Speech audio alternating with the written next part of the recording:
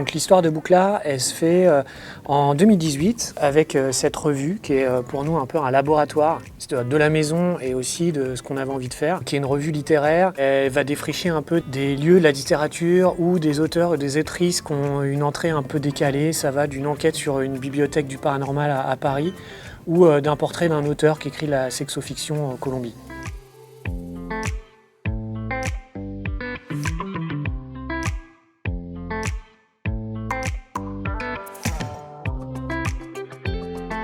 La ligne éditoriale, elle part de la revue et à partir de 2020, elle vient sur des livres. On pourrait dire qu'on crée des collections à chaque fois qu'on a un bon texte. Parfois les textes viennent à nous, parfois on passe des commandes. En gros, on a de la littérature plutôt pop, de romans de jeunes auteurs et autrices de langue française, notamment des Québécois. On publie de la non-fiction qui est dans une collection qui s'appelle Tout est vrai ou presque, où on laisse un peu une ligne un peu de frontière un peu bizarre entre ce qui est réel et ce qui ne l'est pas, ou ce qui potentiellement ne le serait pas. On a des curieux objets littéraires dans une collection qui s'appelle l'Officine.